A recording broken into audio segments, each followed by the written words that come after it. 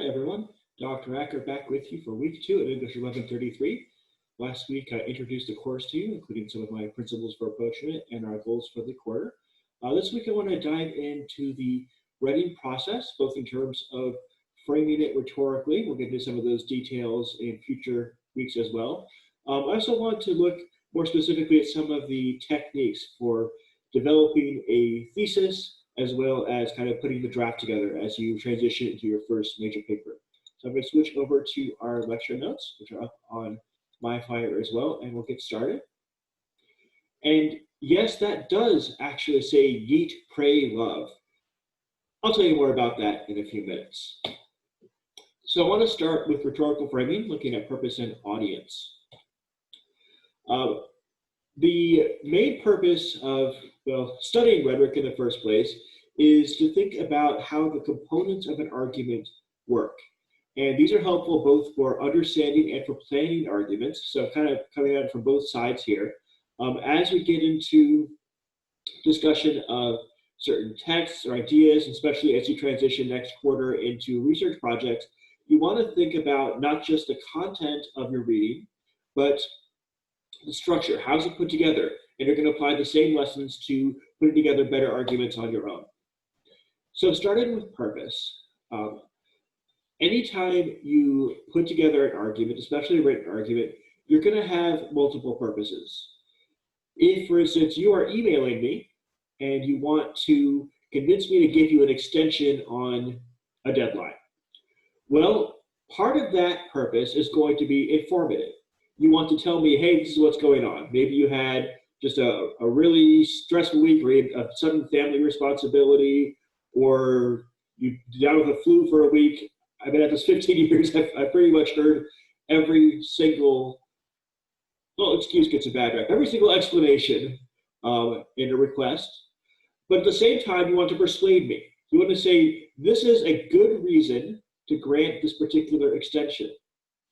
And if you go back and look at really effective writing, you'll find that it's trying to meet multiple purposes at the same time, because that's going to increase audience appeal, which we'll come back to in a few minutes here.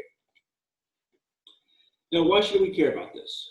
Well, for one thing, it helps you plan your essay a lot better. Whatever message you are trying to get across, you have to make certain decisions about both the scope and the content. Content is, of course, what you put in it.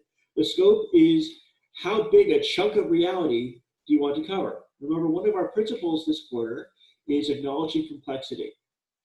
And that means acknowledging that there is way more going on in any given thing than you can possibly cover in one paper or sermon or song or whatever. And figuring out what that is early is going to help you a lot in writing with your audience in mind. A couple of examples here. First, from the Old Testament. These first two quotes are both from 1 Kings. As you know, the Old Testament has a lot of history in it, some of it in narrative format, some of it in lists. So he begat, he begat him, and him, and him, and him, and him, and he did evil, and evil, and evil, and then there's good for like a year, and then evil again.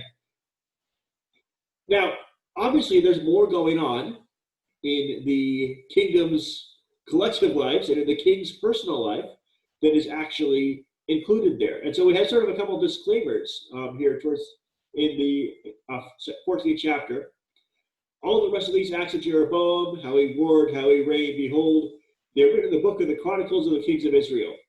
Now, from what I understand, some of this shows up in our modern book of books of 1st and 2nd Chronicles, but not everything. In fact, a lot of this information is lost. But it makes sense that there would be more that's included, more than just what's included in this one account, one text. The same thing for Rehoboam. Remember this family history? Boy, that's a fun family reunion, right? But the same rhetorical move. Yes, there's more going on, but it's also covered elsewhere. And so already we have a limited scope and limited content based on what the purpose is. Now, in this particular case, the author does not explicitly say, why did we include this part? For that, we need to go forward just a few centuries to the Gospel of John. Remember that John was written the last of all four Gospels. So by the time he's actually sitting down to write, most people in his audience have read Matthew, Mark, and Luke.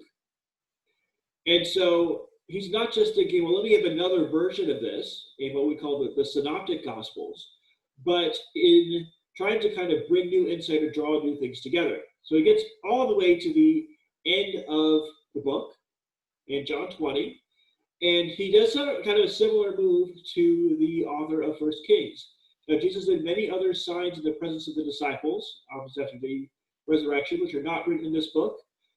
But now we have an addition. We have, here's why these are here. But these are written so that you may believe that Jesus is the Christ, the Son of God, and that by believing you may have life in his name. There's a pretty good summary of John's purpose for writing this particular set of stories. So how do we apply this? Well, I've said before, you want to write with your reader in mind, and often this requires figuring out what you want them to do as a result. In fact, one part of persuasion is there has to be something new, some action on the other side. I could inform you all day about here are the assignments you're going to be doing this quarter, here is the potential benefit of learning to write well, here's how this can reflect on your grades, all this stuff. But I do that not just to give you the data, but to say, here's what you should do with it. Here's what I think is important about this information. You're going to do the same thing in your rhetorical messages. What do you want your audience to do, think, or feel as a result? Because if you kind of work backwards, then you're not just thinking, how do I put together a good message, but how do I put together an effective message for what I want to accomplish here? On the other side, especially in academic contexts, you're going to have boundaries or limitations. There will be instructions about what you have to do in this particular part of your message. Maybe that's a paragraph, maybe it's the intro section, maybe it's your thesis statement. But it's also more broadly about understanding the context for this particular document. And you don't always get to pick here. You might be told you're going to write on one of these 5 topics for your research paper. Or you might say, your professor might say, I want you to summarize chapter 4 for this assignment. In fact, if you do an assignment like that coming up. So you got these two sides. What do you want your reader to do? And what do you have to accomplish here? And you want to pay attention to both of them. I had a student a number of years ago, and he turned in, what was actually a pretty good paper. The problem was it had nothing at all to do with the assignment. And I could kind of see the point where it stopped having to do with the assignment. He wrote about a paragraph and a half, and it was coming together. It's like, okay, this is going to be interesting. And then he just kind of went way off base.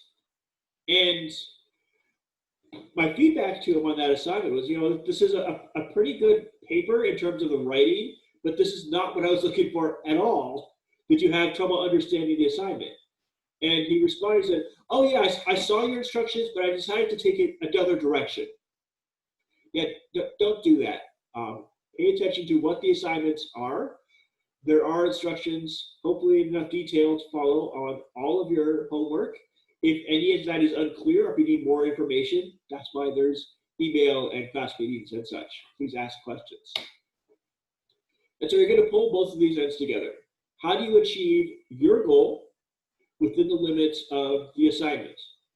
And that's the challenge and sometimes the thrill of writing well. How do you get information across? How do you persuade your readers? How do you entertain them given the limits of what you have? And any of these variables can make a big, big difference in what you write about and how you present that. I am giving a lecture right now, but I'm not giving it live and in person. I'm giving it to my webcam. Hi, webcam. And so that's going to affect the decisions that I make and the content that I can include. Whereas if I were actually in the room talking to you guys, then we might go back and forth, or I might notice that half of you are asleep and the other half are looking really confused. I say, okay, let's hold up and go back over some of the basics here. And that takes us to the audience. This is another key variable. It's hard to overstate how important your audience is, and we'll look at the examples of that, a couple of examples of that in a minute. There's a good news, bad news situation here. The good news is when you know your audience really well, you can make much more effective arguments because you know the people involved. Writing is relational. And so if you are talking or writing or singing or whatever it is to someone with whom you're very familiar, it's easy to pull in vocabulary, tone of voice, certain kinds of arguments that you know that person will appreciate. And that's going to change and develop depending on the setting and your particular relationship with them. So that's the easy part, one person. It gets more complicated when you have more than one person in the room.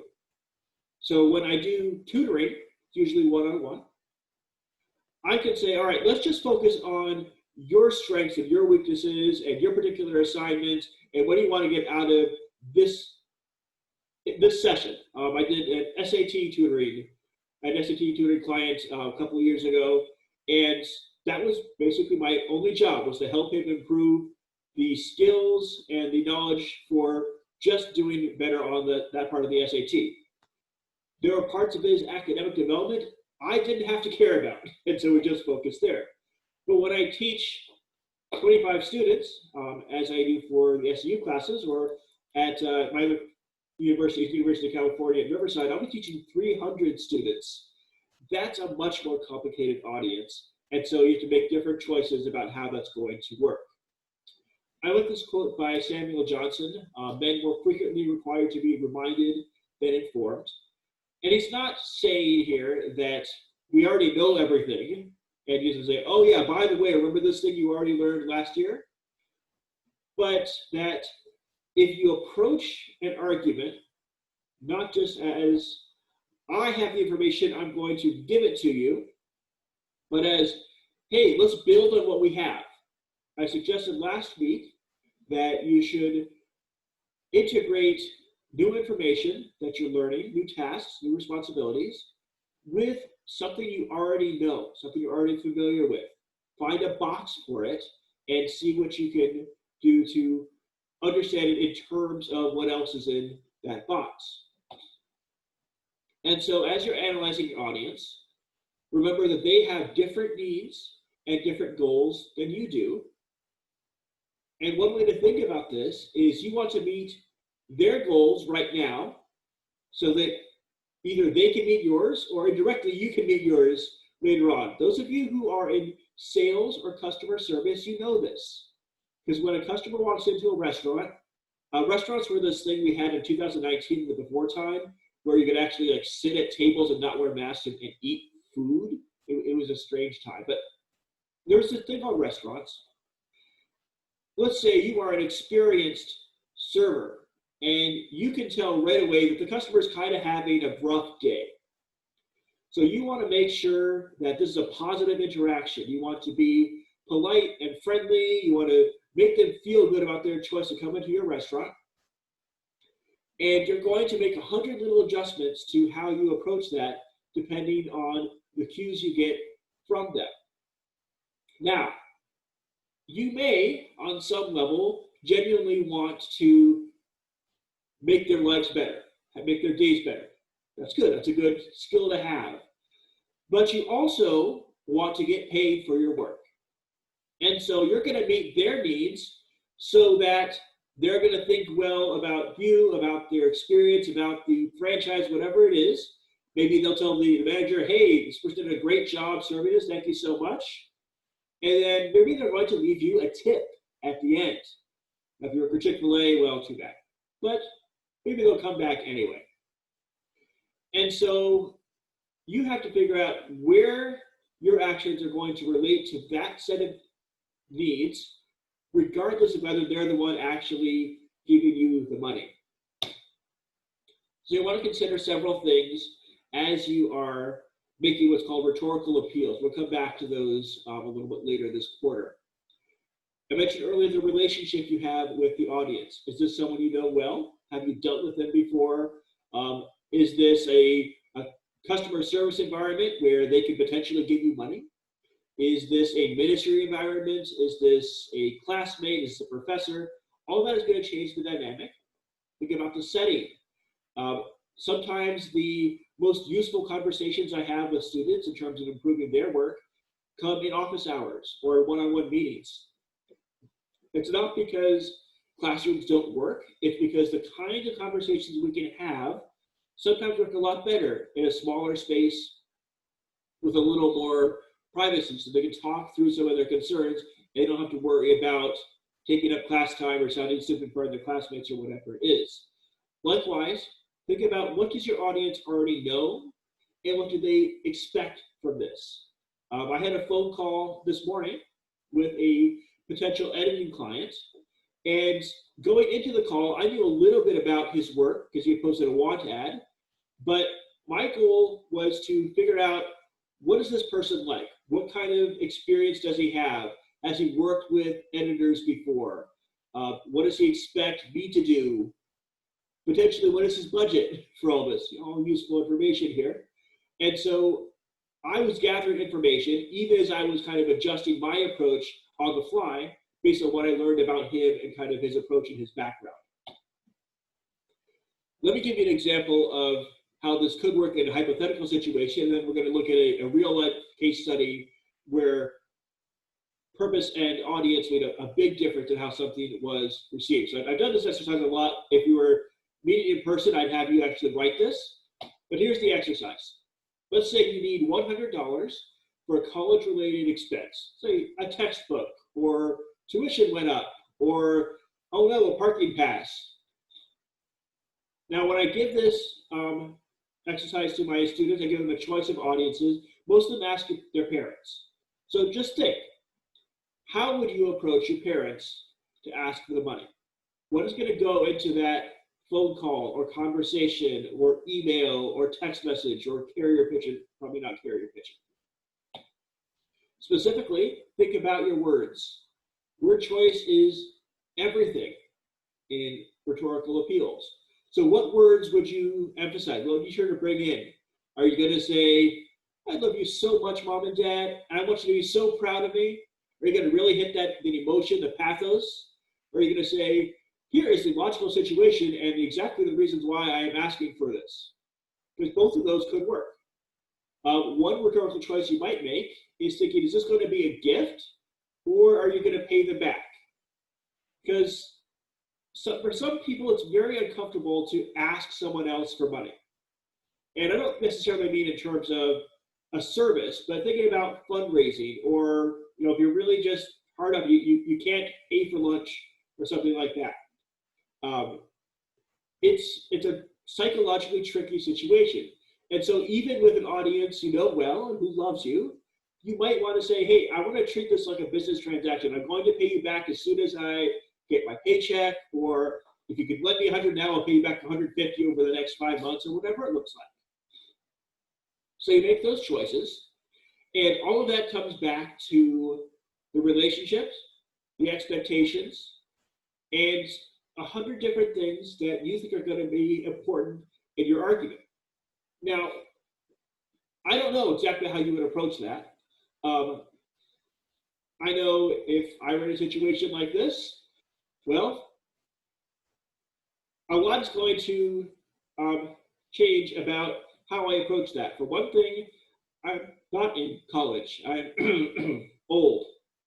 And so it's a little bit different for me to call up my mom or my dad and ask for $100.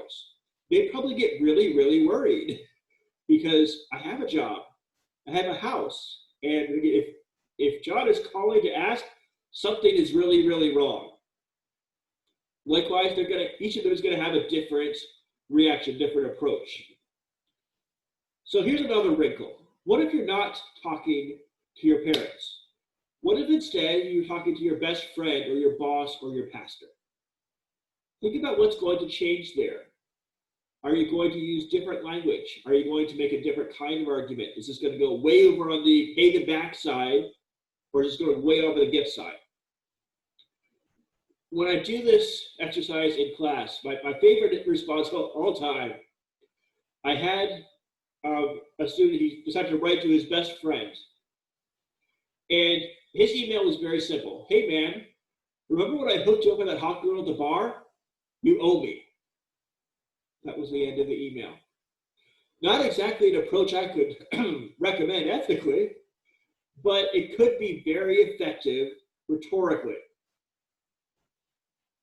Perhaps that's all I should say about that particular one.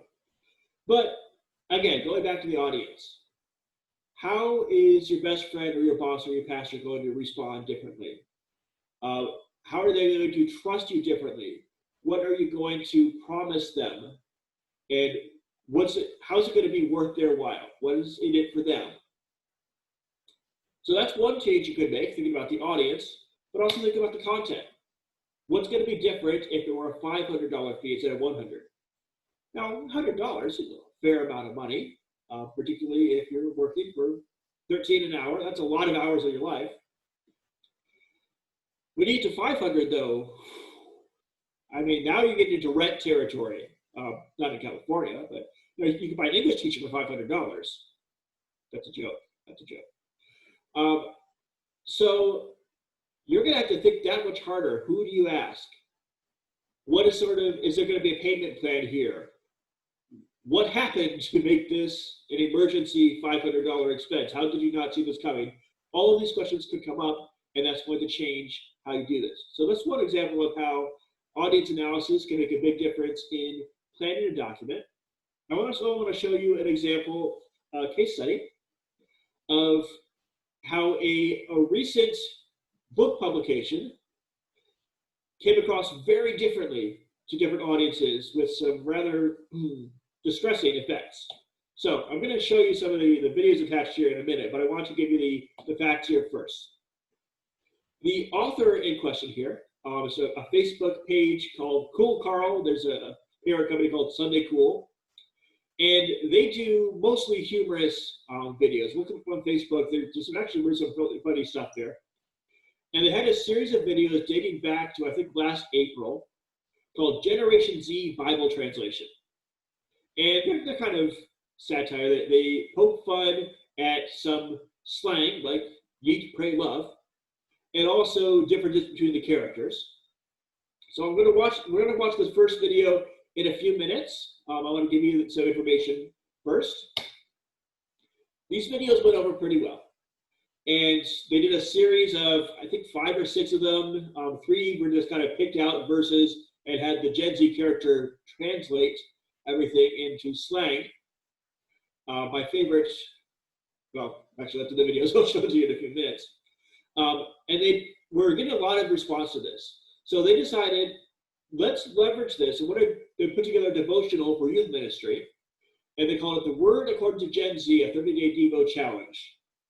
Now, in the actual book, they have the scripture from the ESV, English Standard Version, so an actual respectable translation. They're not trying to translate the entire Bible into Gen Z slang, but they have sort of a running joke through the videos and through the book too.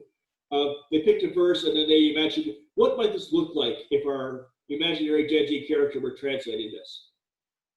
So they published this just actually like a week ago. It's brand new. And then stuff hit the fan. Several ultra-conservative commentators, most of them who had not actually read the book at all, heard about this. Matt Walsh was kind of a high-profile one. Matt Walsh he's interesting. And they came down hard on Cool Carl. They said this book is blasphemy. They said it uses thug language to dumb down the good news. Walsh's quote was, "This is a perfect encapsulation of everything Christians do wrong." And so all these people are saying, Lifeway is carrying this book on their website and in the 3 stores I think they have left in the U.S. You have to boycott Lifeway because they're selling heresy. Well, a lot of their conservative followers did that. They started screaming at Lifeway, you have to take this down. Lifeway acted very quickly. They completely erased the book from their inventory. You can't even find it on their website anymore. It's still selling. It actually did really, really well on Amazon. It was the #1 bestseller among new youth ministry books and number 30 overall among youth ministry books of all time. So partly because of the controversy, this is kind of blown up. And I think it's a good case study because you have a set of messages, the whole idea of Gen Z Bible translation, that went over very well with one audience and completely failed with another, and arguably a set of misunderstandings about different purposes. And we're not going to go through all the commentary. I've linked you to it here in the notes, but I do want to show you the video. So I'm going to switch over here to the browser. And here's your daily dose of Sunday Cool. I can get this to play.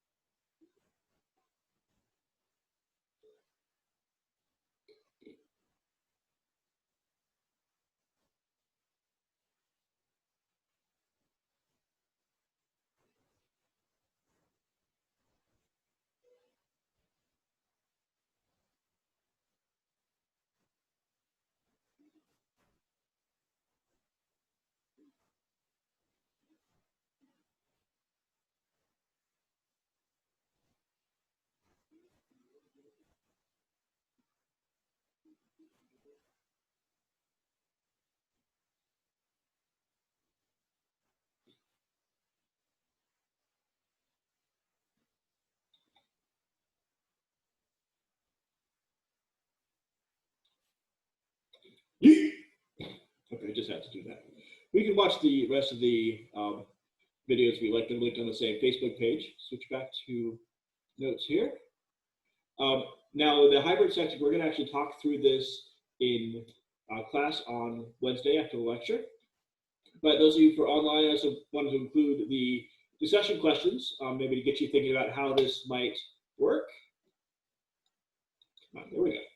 So first we can think about the purpose. Based on what you see in the video, why did Sunday Cool do the videos this way and the devotional kind of the same tone? So what are they trying to do here?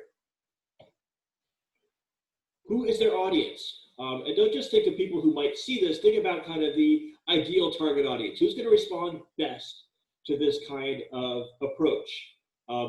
And why might that be? What is going to appeal to them about it? We can also think about the fallback, not fallback, the criticism. I can't think of a word right now. Pushback, there it is. So we have obviously a different set of assumptions about purpose and audience among Matt Walsh and the other critics. So what do they believe about this? And you can actually go through their articles and think about the evidence that they give to support their criticism. But I also think it's a good opportunity to think about our own work. So a lot of you are in ministry majors, and even if you're not, you're probably active in some way in your local churches. You come across these same kinds of questions. How do purpose and audience influence planning an event, a sermon, a song, a worship set? And how do you communicate about that better? Particularly those of you in the worship track, if you are vocalists or musicians, you know that musical style is going to make a difference in how your audience responds. Do they like songs of a certain tempo? Do you like a certain artist? Do you like a certain musical style? Do they really just want to sing Good, Good Father for the 15th time? Or can you change it up with Oceans or something? By the way, those of you in worship, you need to Google the worship song. You'll thank me later. So these are a couple of ways that we could frame arguments. I want to switch gears then and look at the more technical side of this, and that is the writing process. I like this infographic, so much better design. I'll put it together.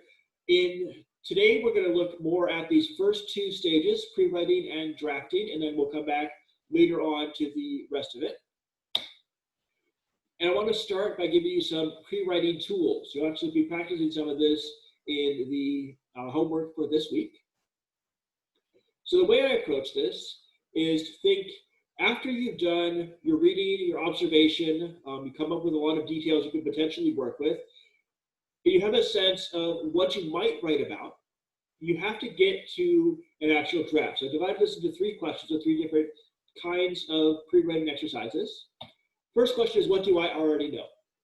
How do you engage the new material based on previous content? Well, sometimes you don't know yet what you know. And so you need to generate that data, sometimes to remind yourself, sometimes to just kind of draw those connections.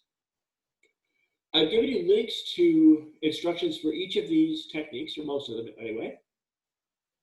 Free writing is the simplest. You'll actually be doing this for one of your homework assignments.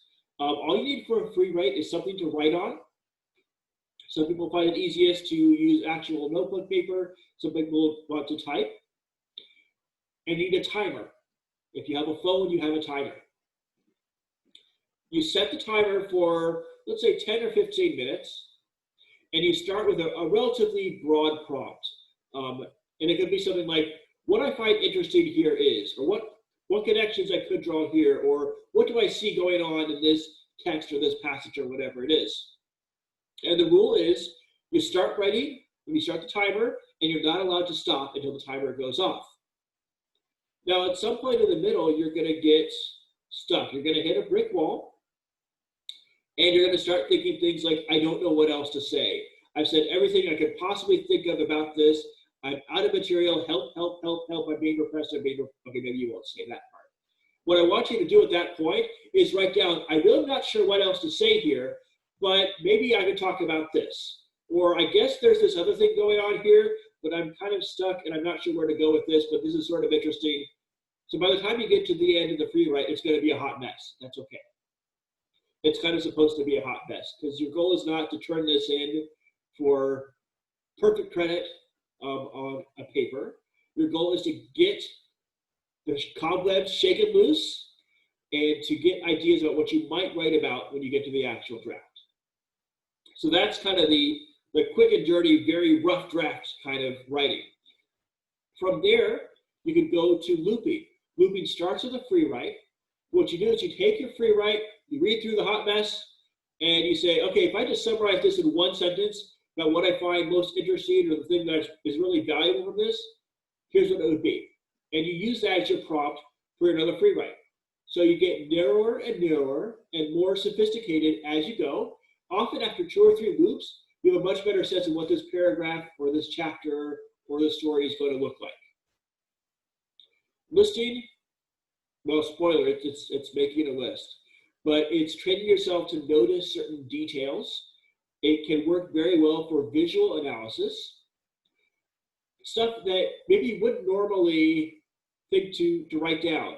But it also is good for textual analysis. When I have led manuscript Bible studies, a first step is often just to have people read it, sometimes in small groups, sometimes individually, and just say, we want to write down 15 or 20 or 30 things that you see in this passage. And it's not 15 or 20 big, profound interpretations or applications. It's what is actually happening here. What's a word that's repeated? Or what is an idea that you find interesting? Or what is something maybe you didn't notice in the previous times you've read this passage? The idea is that you have more to work with than you possibly have room to analyze. I tell my students all the time, when you're starting to analyze something, it's better to pick the 10 most interesting details, or however many you analyze, than to try to come up with 10 starting from, I have no idea what I'm talking about. Lastly, clustering is a good way to generate visual data. Think of like a word cloud or a mind map. I find this works best on actual physical paper because I can't really work with PowerPoint, or not PowerPoint, with Photoshop or any graphic design program. I just, not in my skill set. And so you start in the middle of the page and you start with a concept, and it should be pretty big. So let's say work is our concept. So you write work and you draw a circle around it. And then you put kind of spokes out from work and you say, what are concepts that are related to that? Well, job might be, money, vocation, money again? No, I got money on the brain. The idea is to look at connections in sort of a visual pattern so that you might go, start with job and think, all right, what are components of jobs? Another circle, another set of spokes, and maybe coworkers, boss, setting, profit. And you're going to start seeing how these concepts can work together and maybe see that there's more that you initially thought about than in writing about work. The second question you need to ask is the writer's block question. So after you've got some of those details, you've done some free writes, you've done some listing, you have a sense of where to go. Maybe you've got a couple of paragraphs done, but you're stuck. How do I look at this in a new way? Let me start from the end here. Questioning and discussion are pretty straightforward, and we do those built into many classes. So you certainly have room to ask questions, whether that's by email or in a group. And actually the discussion forums are designed to promote that. So maybe you're reading through the week 1 post and you think, well, that's a really interesting idea, but what if we thought about it this way? Sometimes just posing those questions can be a good way to get you thinking or get your classmates thinking about where else this argument could go. Cubing is a little bit different. So I want you to think of a metaphor here. Way back in the 1980s, we had this toy called the Rubik's Cube. And it was endlessly fascinating for a group of nerds like myself, although I never really got the hang of it. Because, well, we didn't have computers, for one thing.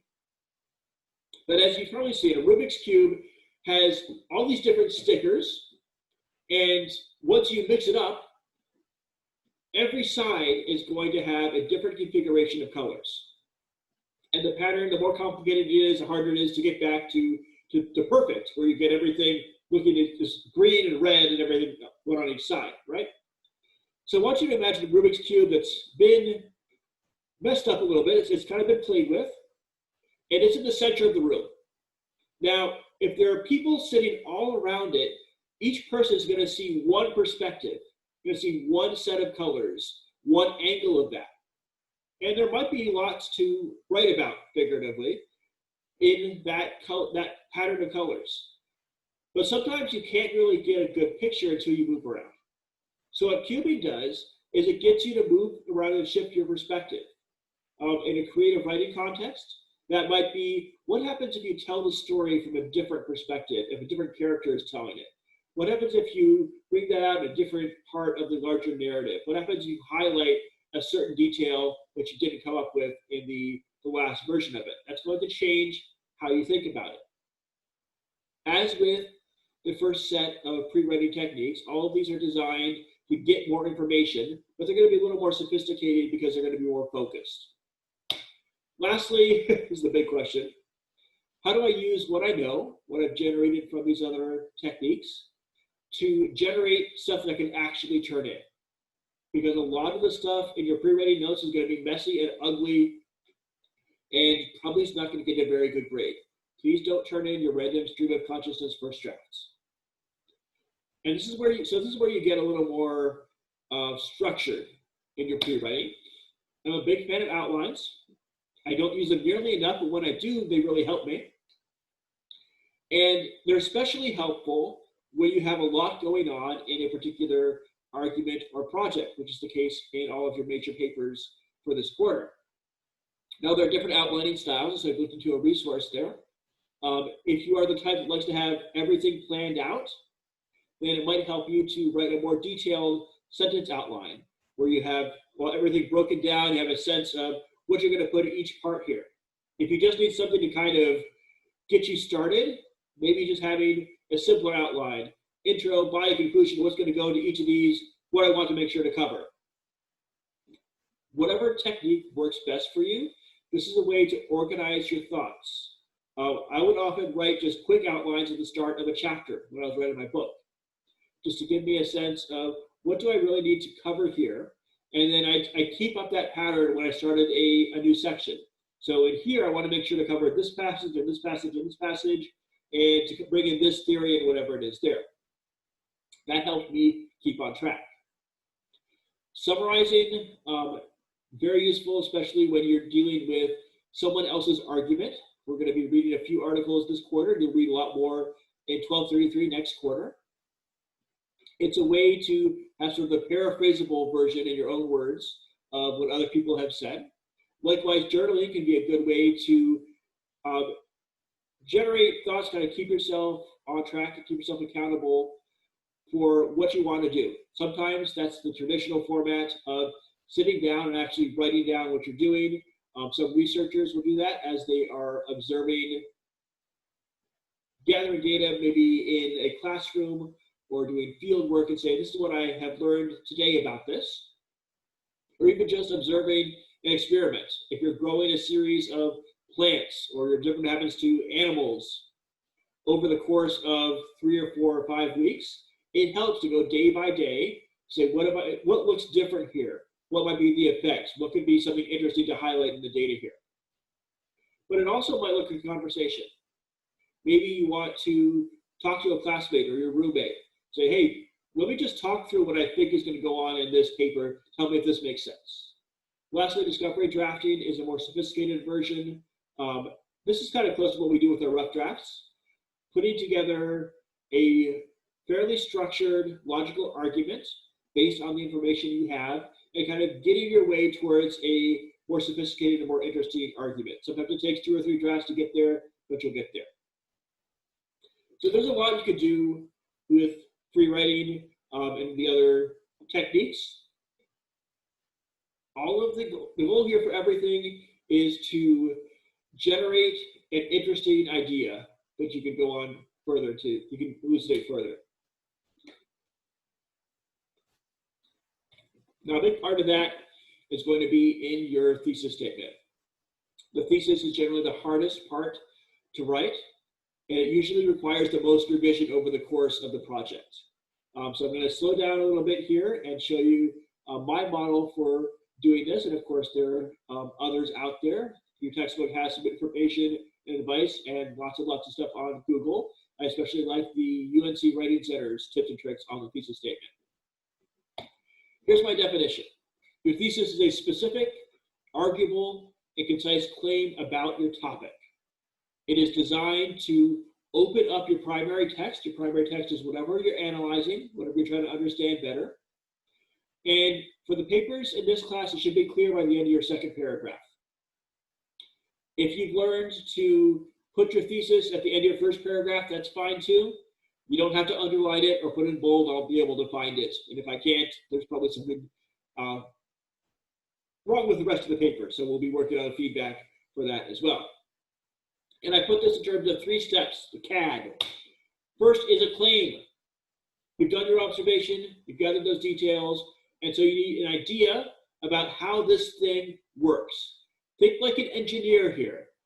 Don't just say, what do you see? How does it make you feel? Think about the components, because that's going to help you break it down. So we might start the claim like this. The cafeteria's fish sticks are gross. Now, granted, we don't actually have a cafeteria at the SEU Ohio site. We have a break room. But you probably can draw on your experience and think, in the world of all possible cafeterias, there are probably fish sticks that are gross. This is a claim. It's not a bad claim. It could even be a true claim.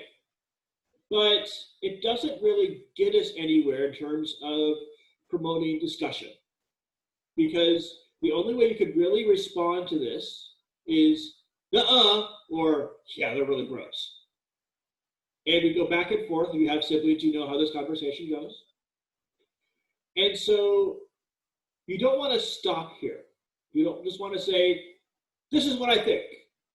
You want to move on to make an argument based on that claim. And this is where it gets complicated, because if your argument does not have the potential for controversy, then it's not strong enough for a college paper.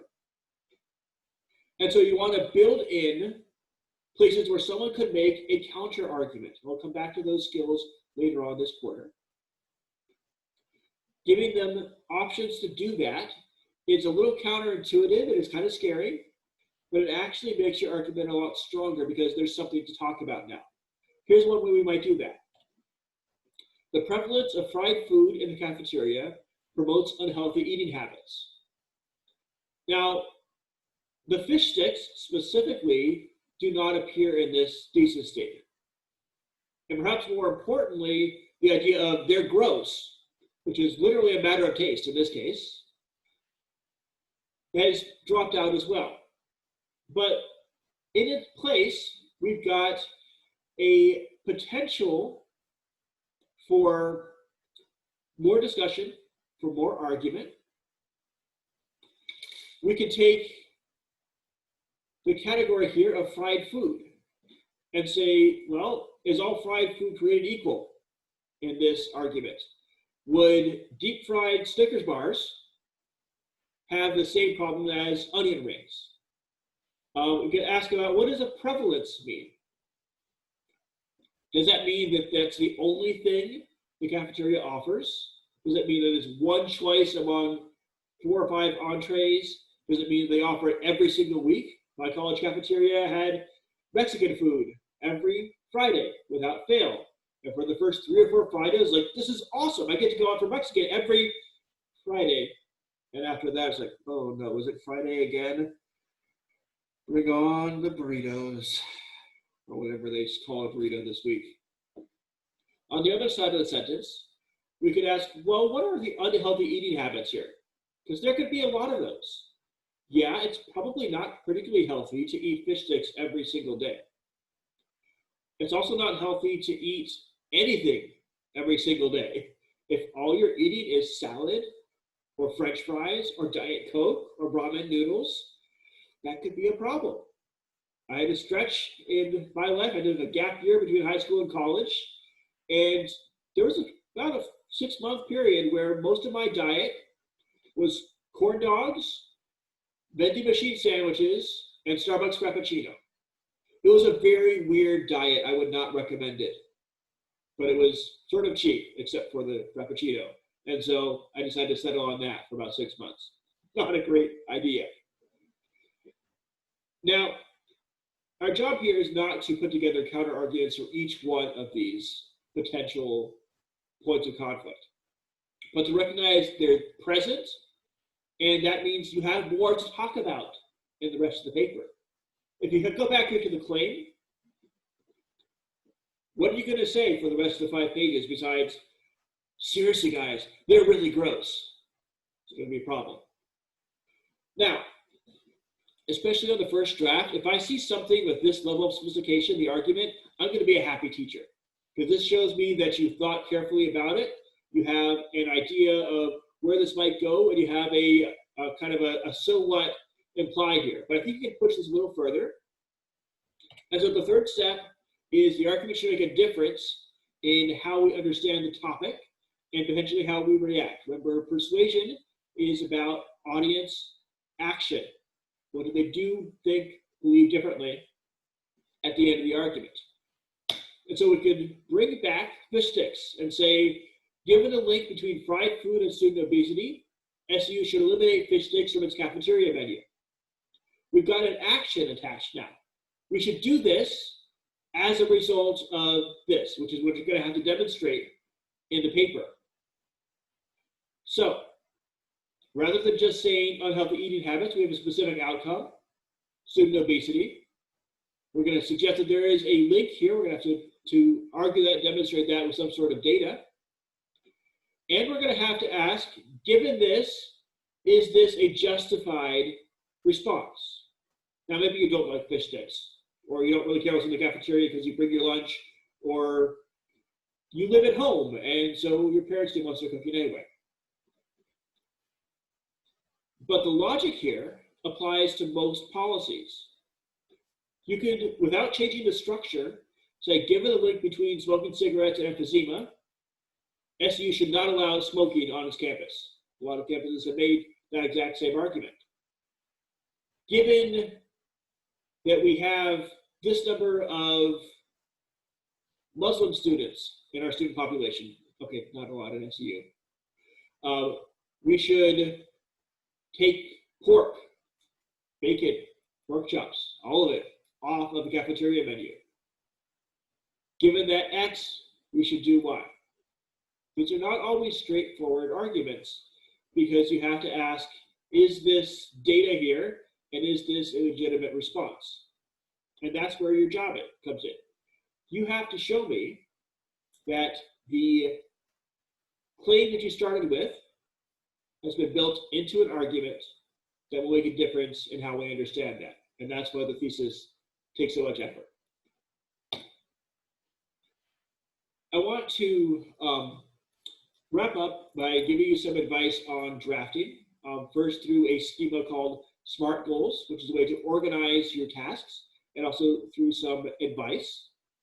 SMART goals, I've given you a link to the website about it. It's basically a way to organize your to-do list. So, first thing you want to do is make a specific goal. Identify exactly what it is, what you need to do it, what are the requirements, and when you want to accomplish it.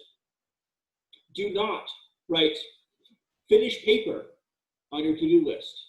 Instead, write something like work on paragraphs 1 and 2, or proofread introduction, or go over Dr. Acker's feedback on this paragraph.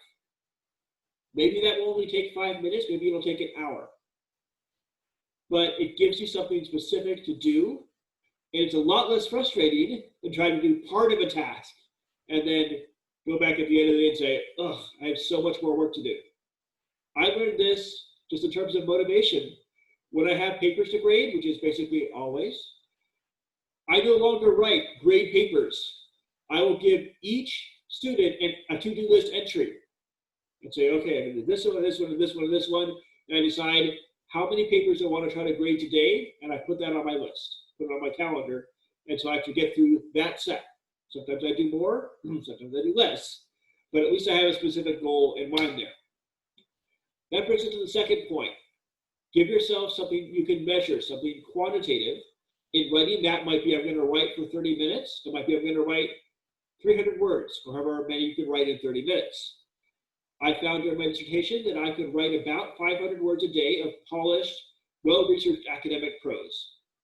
And that meant if I was writing all day, by noon I had to have 250. I was not allowed to get up or go play video games or do whatever until I had that done. Sometimes that meant that I had to spread that out because I can only write 2 days a week or something like that because I have papers to grade the other 5. Whatever the data looks like, giving yourself something to latch onto can be really helpful, especially to motivate yourself. A couple months ago, for example, I started working out more regularly. My wife and I go out, we walk around our neighborhood, we do laps, we do calisthenics, that kind of stuff. And initially it was just kind of, all right, I guess we sort of have this is about a mile, let's go inside. And then I got a toy. This is the Galaxy Active 2. I love it because it gives me all this data on how many steps I've taken, how long I went, how long I walked, how fast I walked, what my heart rate was, all this stuff. I love the nerdy appeal to that so that at the end I can say, okay, not only did I take a walk, but I burned exactly 399 calories in a 3.2 mile walk with an average pace of 3.5 miles per hour. Yes. And I can keep developing those, keep improving those. A in this should be an attainable goal, something that you can actually do. So figure out what skills do you need. Are there prereqs? Do you have to do the reading first? Do you have to do your homework first? Do you have to have a clean apartment or a quiet apartment or whatever it is before you can actually get this done? If you can't do the big thing yet, find something, even if it's a 2-minute task that you can do. There have been days where I was so frustrated with my to-do list that I started writing it backwards. I wrote a reverse to-do list where I just started working, and when I accomplished something, I put on my list. So if I graded a paper, I wrote, grade paper, check. It's great.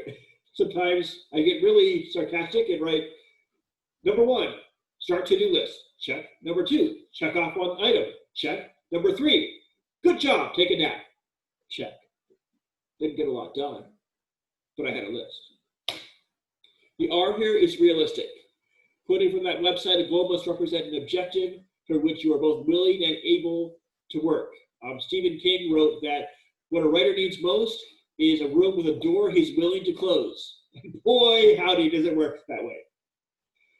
Whatever task you have, maybe you don't have an actual room with an actual door, but maybe that means you need to block off time in your schedule. Maybe it means you need to go someplace a little bit quieter, go to the library or a coffee shop.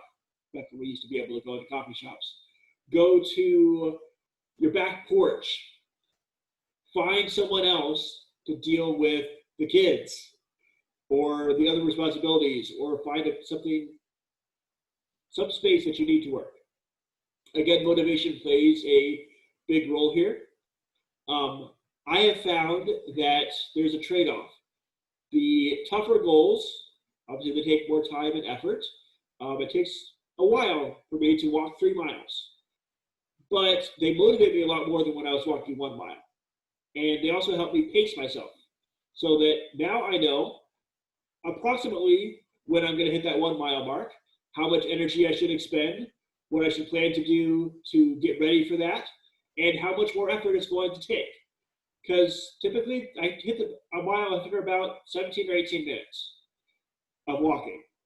And so I know that's not the end of my workout.